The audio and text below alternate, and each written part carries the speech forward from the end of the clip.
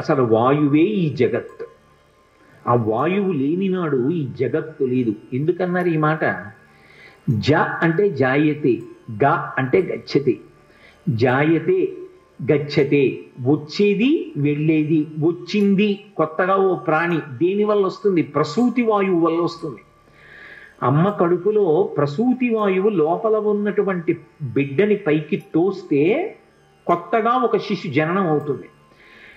అది పెరిగి పెద్దదైన తర్వాత అందులో ఊపిరి వెళ్ళిపోయి ఇక లోపలికి ఊపిరి పుచ్చుకోకపోతే ఆ ప్రాణి వెళ్ళిపోయింది. కాబట్టి ఇప్పుడు జగత్ అన్న మాట ఎక్కడుంది? వాయువునందే ఉంది. కాబట్టి వాయు సర్వమిదం జగత్ వాయునాసం పరిత్యక్తం న సుఖం విద్దతి జగత్. ఆ వాయువు కదలడం మానేసింది.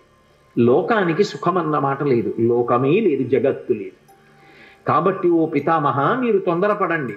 వాయువుకి ఏ కారణం చేత ఆగ్రహం కలిగిందో ఆ ఆగ్రహాన్ని తీర్చండి. తీర్చి మళ్ళీ సమస్త భూతములు సంతోషపడేటట్టుగా చెయ్యండి.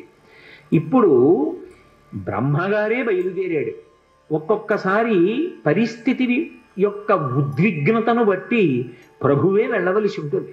వాళ్లే నా దగ్గరికి రావాలని అనకూడదు.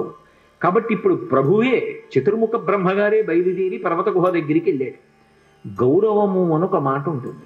ఎంత గౌరవంగా ఉంటుందంటే, ఒక కావ్యాన్ని ఒక పురాణాన్ని మీరు పరిశీలిస్తే అంత మర్యాదగా ఉంటుంది.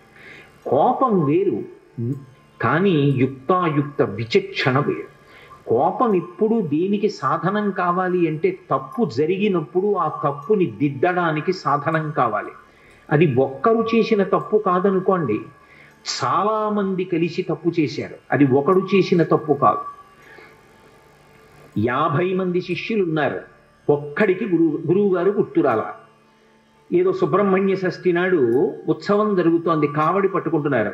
ఇంతమంది పట్టుకున్నారు, పేరుకి గురువుగారు గురువుగారిని పిలుస్తారు. ఒక్కడికి గురువుగారు గుర్తు రాలేదనుకోండి, గురువుగారు ఎందుకు రాలేదని అడిగినవాడు లేడు, గురువుగారు రెండని పిలిచినవాడు లేడు. ఇప్పుడు గురువుగారికి కోపం రావాలా వద్దా అంటే వచ్చి తీరాలి. ఎందుకంటే వ్యవస్థ గాడి తప్పిపోయింది. కాబట్టి గాడిలో పెట్టాలి అంటే గురువు ఆగ్రహించాలి.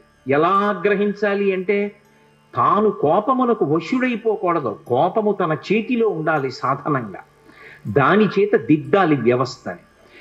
ఇది మీరు రామాయణాదుల్ని పరిశీలిస్తే ఎంత అద్భుతంగా కనపడుతుంది.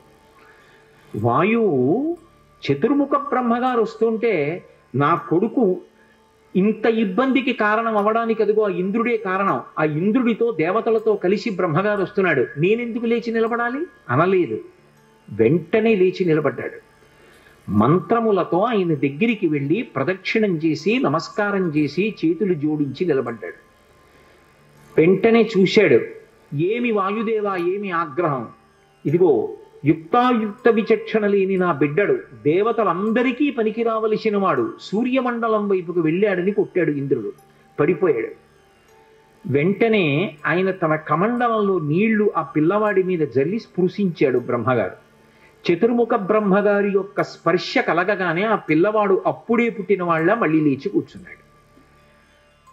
లేచి కూర్చుంటే వాయువుతో సహా సమస్త దేవతలందరూ సంతోషించారు. వెంటనే వాయువు మళ్ళీ ప్రసరణం ప్రారంభం చేశాడు.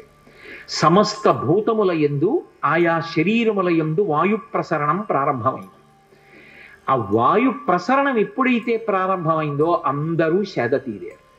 ఇప్పుడు బ్రహ్మగారు అన్నారు, ఈ పిల్లవాడు మహోత్కృష్టమైనటువంటి మూర్తి, ఇతను దేవతా కార్యములను సాధించవలసిన వాడు, అందుకే నేను ఇతనికి వరం ఇస్తున్నాను. ఈ పిల్లవాడు బ్రహ్మదండము చేత కూడా కొట్టబడడు ఇకపైన. మీరు కూడా ఈ పిల్లవాడికి వరాలివ్వండి అని ఆజ్ఞాపించాడు దేవతల్ని. రామదూత హనుమాన్, శ్రీరామదూత హనుమాన్.